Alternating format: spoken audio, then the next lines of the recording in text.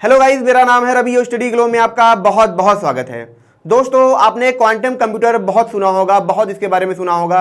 हर दिन ये क्या होता है, आर्टिकल में आता रहता है कि कभी गूगल ने क्या किया है, क्वांटम कंप्यूटर बना लिया है, काफ़ी ज़्यादा सिमुलेटेड क्वांटम कंप्यूटर बनाया है। तो वहीं चाइना की बात आती है, कभी अमेरिका की बात आती है, और ये चर्चा हमेशा बनी रहती है कि quantum computer, quantum computer, quantum computer. लेकिन मैं आपको ये बता दूं कि अभी तक क्वांटम कंप्यूटर यूज में नहीं आया है, लेकिन आने वाले वक्त में क्या होगा, इसका यूज होने लगेगा।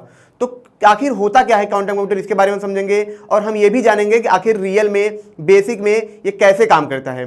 जैसे एक पंखा चलता है, ये तो हमें पता है, लेकिन जो पंखा चलता है उसके पीछे किसका फोर्स है? इलेक्ट्रॉन का फोर्स है, क्योंकि इलेक्ट्रॉन जब फ्लो होता है उसकी वजह से करंट पैदा होता है और पंखा चलता है। तो वैसे जो क्वांटम कंप्यूटर होता है वो कैसे काम करता है, इसको भी समझेंगे और क्वांटम लेवल पर जाके समझेंगे आखिर इसकी शुरुआत कैसे होती है। देखिए, इसकी शुरुआत होती है रिचर्ड फेयमैन के द्वारा। मैं आपको बता दूं, जो रिचर्ड फेयमैन है वो बहुत ही फेमस फिजिसिस्ट थे, मतलब काफ़ी बड़े भौतिक शास्त्री थे, ठीक है, जिन्होंने काफ़ी सारा काम किया, उन्हें नोबेल प्राइज भी मिला था। तो वो क्वांटम के फील्ड में काम भी कर रहे थे। तो पहली बार वो जो अवधारणा निकल के आती है, वो जो रिचर्ड फेयमैन होते हैं वहाँ से निकल के आती है। वो बोलते हैं ये जो हमारे क्वांटम कण हैं ये क्या कर सकते हैं कि हमें बहुत ही हाई, मतलब काफ़ी बड़े, मतलब कंप्यूटर दे सकते हैं, काफ़ी हाई क्वालिटी के कंप्यूटर हमें दे सकते हैं। क्योंकि उस वक्त जो कंप्यूटर यूज होते थे वो नॉर्मल कंप्यूटर यूज होते थे। जैसे आज भी आप जो लैपटॉप यूज करते हैं, ठीक है, कंप्यूटर यूज करते हैं, वो उन्हीं बेसिस पे, उन्हीं जो बेसिक प्रिंसिपल है उन्हीं पे ही डिपेंडेंट है। ऐसा नहीं बहुत बदलाव आया है, बस उनके पार्ट्स में बदलाव आ गया, कुछ में इंप्रूवमेंट हो गया, वो छोटे हो गए, वो बढ़िया हो गए, इंटरनेट आ गया, बट जो प्रिंसिपल है वो पुराने ही प्रिंसिपल हैं। तो सबसे पहले हम पुराने प्रिंसिपल को समझेंगे, फिर हम समझेंगे कि आखिर क्वांटम कंप्यूटर कैसे वर्क करता है। जैसे जब आप देखेंगे, जब आप लैपटॉप चलाते हैं, ठीक है, तो जिसकी स्क्रीन में देखते हैं उसमें जो वर्ड होते हैं, यहाँ पे आप समझिए, ठीक है, जैसे आप वर्ड देखते हैं यहाँ पे, ठीक है, ए लिखा है, तो जो ए आपको दिखता है वो ए ऐसे नहीं होता है, वो पीछे जो डेटा में सेव होता है, जो हमारे मेमोरी में सेव होता है, जो सीपीयू में सेव होता है, वो किस फॉर्म में सेव होता है, ठीक है, वो किस फॉर्म में सेव होता है? बिट के फॉर्म में सेव होता है, ठीक है। बिट क्या है?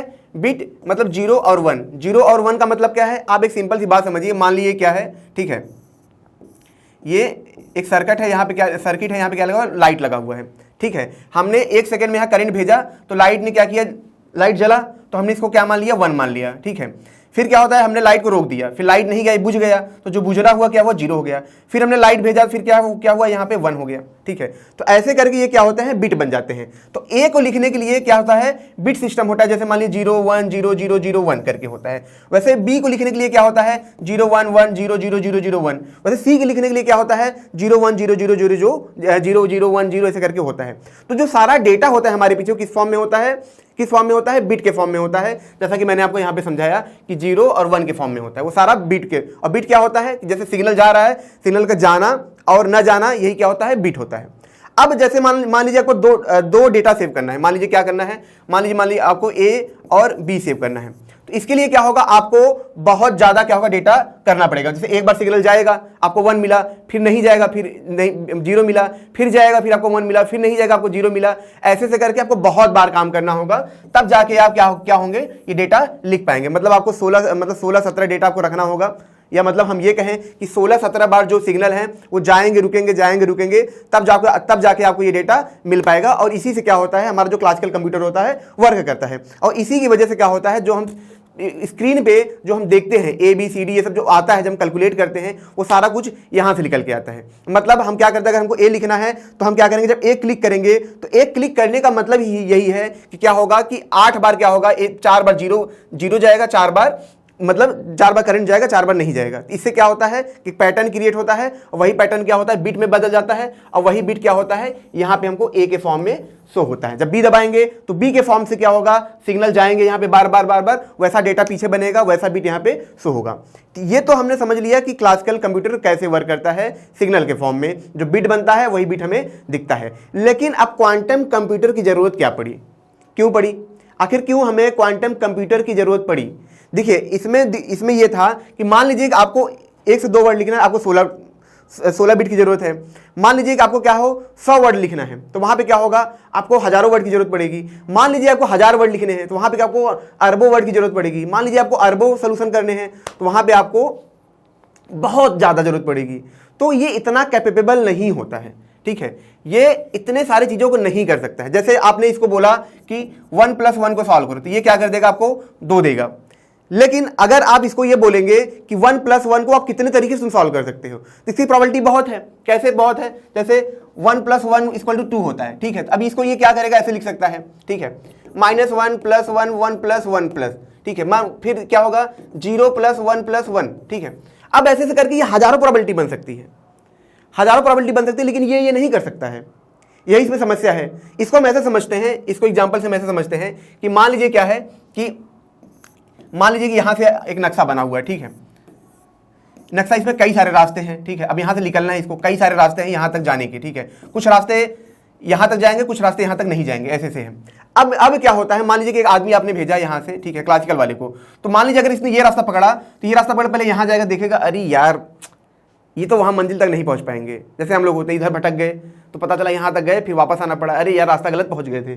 फिर हम वापस आते हैं, फिर दूसरा रास्ता पकड़ते हैं, यहां तक जाते हैं, फिर बोलते हैं यार फिर गड़बड़ रास्ता पकड़ लिया, फिर वापस आएगा ये। फिर वापस आने के बाद फिर क्या होगा कि यहां फिर तीसरे रास्ते जब जाएगा तो इसको क्या होगा, यहां रास्ता मिल जाएगा। मतलब कि यहां पे इसको टाइम ज्यादा लग रहा है, एनर्जी की ज़्यादा जरूरत है, टाइम ज़्यादा लग रहा है, वक्त काफ़ी लग रहा है। और कभी कभी अगर ये बहुत कॉम्प्लिकेटेड है, बहुत प्रोबेबिलिटी है, मान लीजिए कि यहाँ पे 3 रास्ते थे, मान लीजिए लाखों रास्ते अगर होते, तो क्या हम पहुंच पाते अपनी मंजिल तक? हमारी पूरी उम्र निकल जाती, लेकिन पहुंच नहीं पाते। तब यहाँ पे आता है जो क्लासिकल कंप्यूटर होता है, यहाँ पे फेल हो जाता है, ठीक है। अगर मान लीजिए कि एक रास्ते से लाखों रास्ते निकले हैं, ऐसे करके, ठीक है, लाखों रास्ते निकले हैं, ठीक है। अब उसी में से एक रास्ता है जहां पे आपका घर है, लेकिन आप अब लाखों रास्ते हैं, आपको पता कैसे चलेगा? तो आप लाख बार जाकर ट्राई करेंगे, तब जाके एक बार प्रोबेबिलिटी आएगी कि आप अपने घर पे पहुंच पाएंगे। इसमें बहुत वक्त लगेगा, पता चला कि पूरी उम्र निकल गई। इसी वजह से ऐसे कैलकुलेशन में क्या होता है, ये जो क्लासिकल कंप्यूटर होते हैं फेल हो जाते हैं, वो यहां पे वर्क नहीं कर पाते हैं। फिर अब क्या था, जैसे मान लीजिए कोई कैलकुलेशन करना हुआ, आपको जान के हैरानी होगी, जो स्ट्रिंग थ्योरी होती है उसमें जो कैलकुलेशन की जाते हैं, तो एक ही इक्वेशन के अरबों खरबों प्रोबेबिलिटी निकल के आती हैं, उसमें हाइपर डायमेंशन निकल के आते हैं, बहुत सारी प्रोबेबिलिटी, तो वो ये कैलकुलेट नहीं कर सकता है। तब इसके लिए हमें जरूरत पड़ी किसकी? क्वांटम कंप्यूटर की, ताकि हम हाई लेवल की क्या करें, हाई लेवल की जो कैलकुलेशन वो कर पाएं, ठीक है। यहां पे इनकी कुछ हदें थी, क्योंकि इनको कैलकुलेशन करने में लाखों साल, मतलब 10 साल लग जाते, 2 साल लग जाते, ऐसे बड़े बड़े कैलकुलेशन। यूनिवर्स के बारे में अगर हमें कैलकुलेशन करना है, ठीक है, उसमें बहुत ज्यादा वक्त लग जाता, ठीक है। अभी आने वाले टाइम में क्या होगा, जैसे क्वांटम वर्ल्ड में जब वार्म होल पे काम होंगे, ब्लैक होल पे काम होंगे, ठीक है, तो यहाँ पे एक्यूरेसी के मामले में ये सब फेल हो जाते हैं, इसीलिए आता है क्वांटम कंप्यूटर। लेकिन अब आखिर क्वांटम कंप्यूटर काम कैसे करता है, इसको हम समझेंगे। तो इसको समझने के लिए सबसे पहले मैं आपको दोस्तों ये बता दूं, ठीक है, इसको समझने से पहले मैं आपको ये बता दूं कि एक थ्योरी है, ठीक है, जिसको बोलते हैं डुअल नेचर ऑफ पार्टिकल, ठीक है। डुअल नेचर ऑफ पार्टिकल का मतलब क्या है कि जैसे एक फोटॉन है या इलेक्ट्रॉन है, ठीक है, जब तक वो चल रहा है, मान लीजिए कि वो हवा में चल रहा है, ठीक है, उस वक्त क्या है, वो वेव में है। लेकिन जैसे ही पार्टिकल क्या होगा, हमारे हाथ से आके टकराएगा या मेटेलिक प्लेट पे टकराएगा या सोलर पैनल से टकराएगा, वो तुरंत किसमें बदल जाता है, पार्टिकल में बदल जाता है। मतलब इसके 2 नेचर हैं, क्या है, एक वेव का है और एक पार्टिकल का है। जैसे हमारे फोटॉन है, यहाँ चल रहा है, हमने आगे सोलर पैनल लगाया है, तो जब तक ये चल रहा है, स्पीड ऑफ लाइट से चल रहा है, तो ये किस फॉर्म में है, ये वेव के फॉर्म में है। लेकिन जैसे ही इसे टकराएगा, ये किस तरह बिहेव करेगा, कैसे बिहेव करेगा, ये बिहेव करेगा एक तरीके से पार्टिकल की तरह, ठीक है। तो इसके 2 नेचर हैं, जैसे होते हैं ना कि जैसे गिरगिट को बोलते हैं, रंग बदल जाता है, इसका कुछ पता ही नहीं है, तो सेम चीज यहाँ पे होता है। ये जो लाइट होते हैं, ये रंग बदली होते हैं, कभी वेव के फॉर्म में रहेंगे, कभी पार्टिकल के फॉर्म में रहेंगे। तो ये हमें पता नहीं होता किस फॉर्म में ये हो सकते हैं। मतलब इनका दोनों नेचर होता है, वेव एंड पार्टिकल, ये होता है। अब क्या होता है दोस्तों कि एक एक्सपेरिमेंट हुआ था, ठीक है, बहुत फेमस एक्सपेरिमेंट था, यहाँ पे आप देखेंगे, जिसको इंटरफेरेंस मतलब एक्सपेरिमेंट भी बोलते हैं, ठीक है। इसमें क्या था कि इलेक्ट्रॉन को क्या किया जाता है, यहां से भेजा जाता है। अब जाहिर सी बात है, अगर एक बॉल अगर आप भेजेंगे यहां से, तो जाहिर सी बात है जब बॉल भेजेंगे या तो इस रास्ते से निकलेगा या तो इस रास्ते से निकलेगा, यही होगा। जैसे आपके पास मान लीजिए कि ये है, ठीक है, यहां 2 होल हैं, ठीक है। अब अगर आप बॉल फेंकेंगे या तो या इधर से निकलेगा या तो इधर से निकलेगा। लेकिन जब एक इलेक्ट्रॉन के साथ एक्सपेरिमेंट किया जाता है, तो पीछे जो देखा जाता है कि ऐसा नहीं था कि इलेक्ट्रॉन यहां निकला तो यहां बना, और ऐसा नहीं था इलेक्ट्रॉन यहां निकला तो यहां बना। जो इलेक्ट्रॉन का पैटर्न बना पूरे दीवार पे बना यहाँ पे। तो इसका मतलब वैज्ञानिकों को लगा कि जब इलेक्ट्रॉन हम यहां से फेंकते हैं तो इलेक्ट्रॉन दोनों तरफ से पास होता है, वेव की तरह पास होता है और यहां पीछे पैटर्न बनाता है, ये एक बॉल की तरह पैटर्न नहीं बनाता है। और इसी से वैज्ञानिक निष्कर्ष निकालते हैं। निष्कर्ष क्या निकालते हैं कि यह जब यहां पहुंचता है, ठीक है, जब यहां पहुंचता है तो यह इस वक्त दोनों जगह पे मौजूद होता है, मतलब इसकी प्रोबेबिलिटी दोनों जगह होती है, 50% यहां होती है और 50% यहां होती है। मतलब जो एक इलेक्ट्रॉन था, ठीक है, एक इलेक्ट्रॉन था, जैसे ही यहां पहुंचा इसकी प्रोबेबिलिटी कितनी हो गई, 2 हो गई, मतलब ये 2 जगह पे मौजूद था। ये बात आपको समझ में आई। लेकिन वैज्ञानिकों ने यह भी देखा कि चलो ठीक है ये मौजूद है, लेकिन जब वैज्ञानिक जाते हैं देखने के लिए, चलो यार देखते हैं करता ये क्या है, तो जैसे ही जाएंगे, मान लीजिए अब वैज्ञानिक जाएंगे तो या तो यहां पे जाएंगे या तो यहां पे जाएंगे, ऐसा होता ही नहीं, दोनों जगह जाएंगे।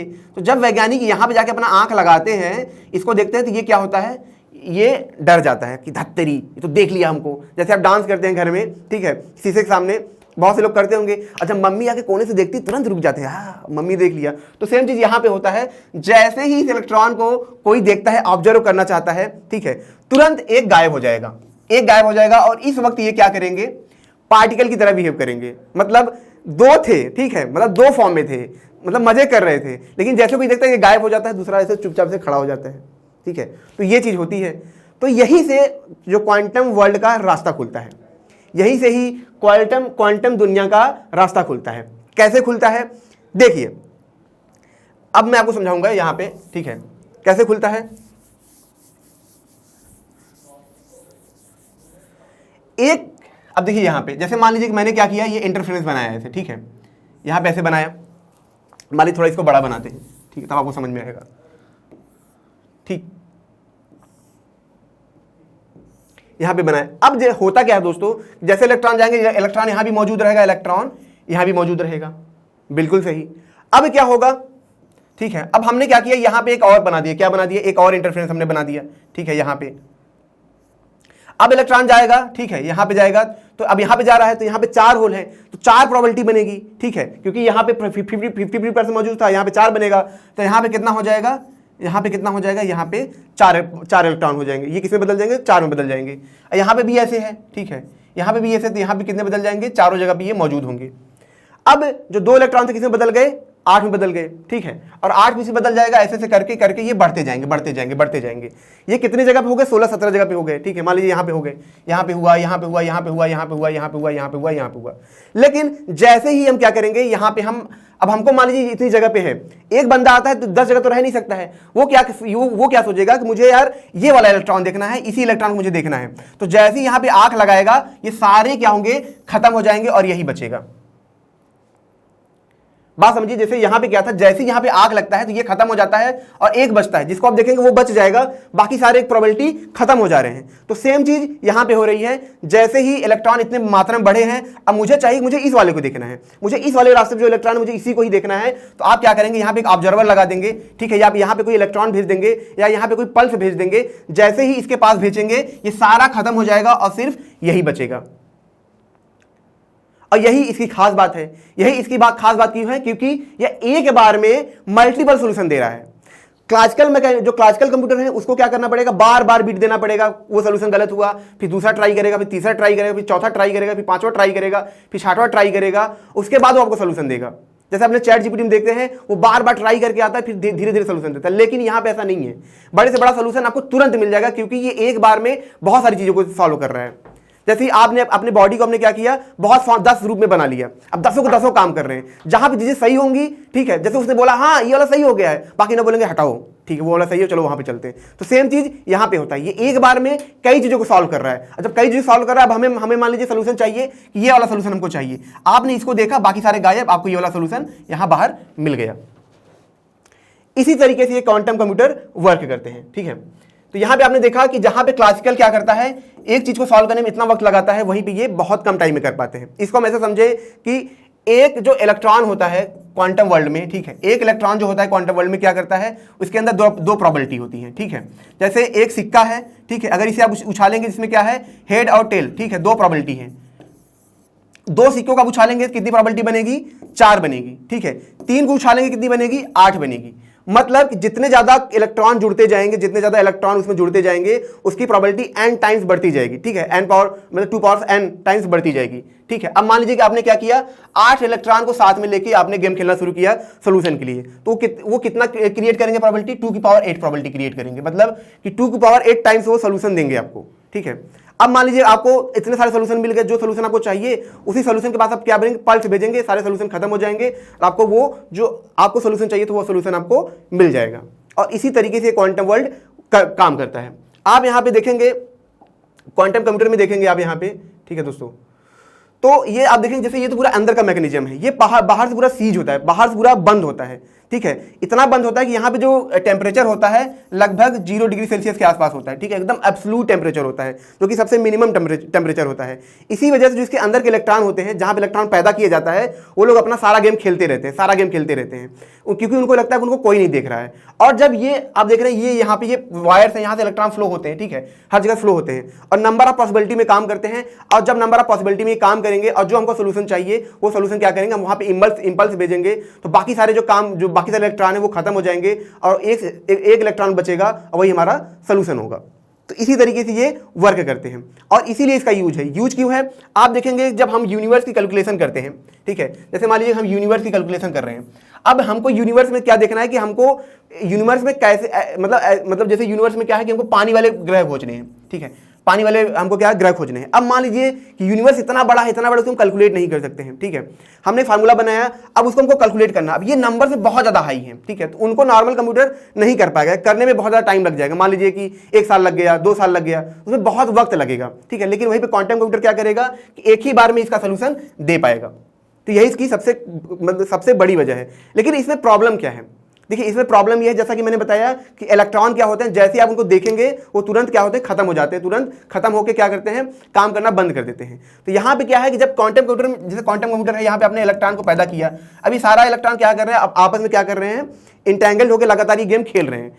लेकिन अब बाहर से अगर कुछ भी इनसे टच होगा, ठीक है, इंपल्स या टेम्परेचर कुछ भी टच होगा, तो ये क्या होंगे, जो सारे इलेक्ट्रॉन हैं ये खत्म हो जाएंगे, सिर्फ एक इलेक्ट्रॉन बचेगा और वो काम नहीं कर पाएंगे। तो इसमें जो सबसे बड़ी समस्या ये है कि कैसे इसको पूरी तरीके से सेफ रखा जाए बाहरी नजरिए से। ठीक है, और दूसरी चीज कि नंबर ऑफ क्यूबिट्स बढ़ाया जाए, मतलब नंबर ऑफ इलेक्ट्रॉन बढ़ाया जाए। अभी क्या है कि हो सकता है कुछ इलेक्ट्रॉन पे लेके काम कर रहे हो, ठीक है, 10 पे लेके काम कर रहे हो, 20 पे लेके काम कर रहे हो, तो ये इसको कितना बढ़ा पाते हैं, क्योंकि जितना ज्यादा ये इलेक्ट्रॉन बढ़ाते जाएंगे, जैसे मान लीजिए इन्होंने क्या किया, 20 इलेक्ट्रॉन कर दिया। ठीक है, तो 2 की पावर 20, तो इतनी ज्यादा प्रोबेबिलिटी ये देगा। ठीक है, इतनी बारी प्रोबेबिलिटी देगा। लेकिन अगर इलेक्ट्रॉन की संख्या कितनी है, 4 है, ठीक है, तो कितनी प्रोबेबिलिटी होगी, 2 की पावर 4, मतलब 16 प्रोबेबिलिटी ये दे पाएगा। ठीक है, मतलब 16 सोल्यूशन दे पाएगा। तो जब नंबर ऑफ इलेक्ट्रॉन्स बढ़ते जाएंगे, ठीक है, तो ये नंबर ऑफ प्रोबेबिलिटी बढ़ता जाएगा। ठीक है, और जितनी आप नंबर ऑफ प्रोबेबिलिटी बढ़ती जाएगी, तो उतने ही बड़े बड़े जो इक्वेशन है, बड़े बड़े जो प्रॉब्लम है, उनको ये बहुत ही आसानी से ये सॉल्व कर पाएगा।